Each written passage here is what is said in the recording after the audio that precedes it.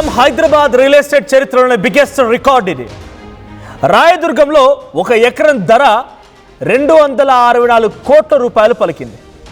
TGIIC వేలంలో record స్థాయిలో ధర పలికింది. మొత్తం 5.25 ఎకరాలకి 1386 కోట్ల రూపాయల ధర పలికింది. ఎంఎస్ఎన్ రియాలిటీస్కు దక్కినటువంటి రాయదుర్గం భూములు ఐటీ కారిడార్ కావడంతో భూమికి భారీ డిమాండ్ కూడా ఉంది. ఐటీ కారిడార్ విస్తరణలో భూముల ధరలు భారీగా పెరిగిపోయాయి. ఇక ప్రభుత్వానికి భారీగా ఆదాయం కూడా తెచ్చాయి. ఈ భూములు బంగారంలా మారుతోంది హైదరాబాద్ భూమి. సో ఎంఎస్ఎన్ రియాలిటీస్కి సంబంధించినటువంటి ఓ సంస్థ, ఎంఎస్ఎన్ రియాలిటీస్ అనే సంస్థ ఈ భూములను దక్కించుకుంది. రాయదుర్గంలో ఒక ఎకరం ధర 264 రూపాయలు పలికింది. టీజీఐఐసి వేలంలో రికార్డు స్థాయిలో ఈ ధరని దక్కించుకున్నాయి.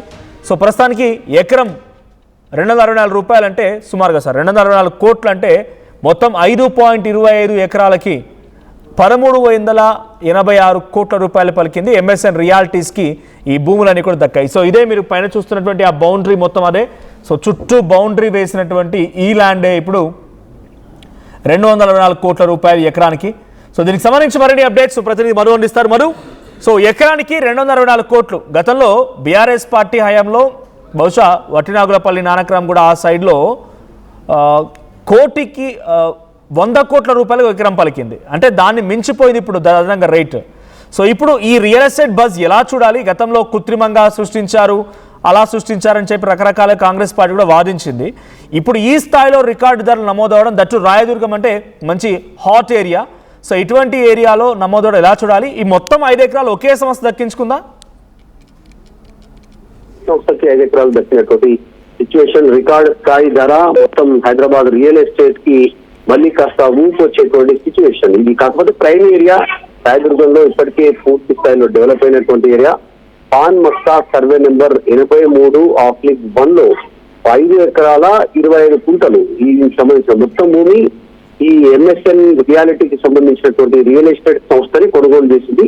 మొత్తం 1 ఎకరా 264 కోట్లు అమ్ముడుపోయిందంటేనే ప్రస్తుతం ఈ రోజు దేశవ్యాప్తంగా చర్చ జరుగుతుంది. ఎందుకు ఇంత డబ్బులు వెచ్చించి రియల్ ఎస్టేట్ సంస్థలు ఈ ఏరియాలో భూములను కొంటున్నాయనేటువంటిది చర్చ జరుగుతూ ఉంది. దానికి రీజన్ చుట్టుపక్కల ఆల్రెడీ ఐటీ కారిడార్ డెవలప్ అయి ఉండడం, మెట్రోకి సంబంధించినటువంటి ఫెసిలిటీ ఉండడం, ఫ్యూచర్ లో మరింత డెవలప్ అయ్యేటువంటి అవకాశాలు ఉండడం, ఈ 5.25 ఎకరాలకు సంబంధించిన దాంట్లో ఏ వెంచర్ చేపట్టినా అంటే ఆఫీస్ స్పేస్ కానీ కమర్షియల్ స్పేస్ కానీ ఏ అక్కడ నిర్మాణం చేపట్టినా వాటికి పెట్టిన ధరను దాదాపు 10 ఇంతలు ఎక్కువగా రేపు రిటర్న్ పొందేటువంటి అవకాశం ఉన్నటువంటి సిచ్యువేషన్ కనిపిస్తా ఉంది. ఆఫీస్ స్పేస్ చాలా కీలకంగా మారింది. గతంలో లా కాకుండా బిల్డింగ్ కి సంబంధించినటువంటి పర్మిషన్స్, హైట్ పర్మిషన్స్ 50 నుంచి 60 ఫ్లోర్ల వరకు ఈ రోజు హైదరాబాద్ లో అనుమతిస్తున్నటువంటి సిచ్యువేషన్.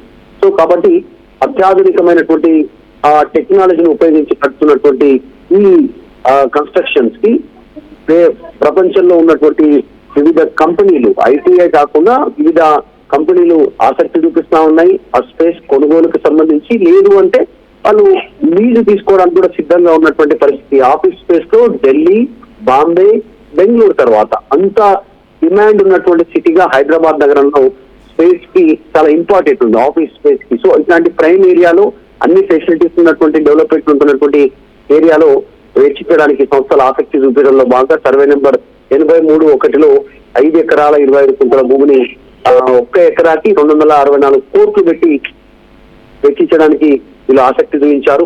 ఆ సంస్థ ఈ ఒకటే సంస్థ 5 ఎకరాల 25 కుంటలు దక్కించుకుంది. మొత్తం పూర్తి స్థాయిలో ఒకటే సంస్థ.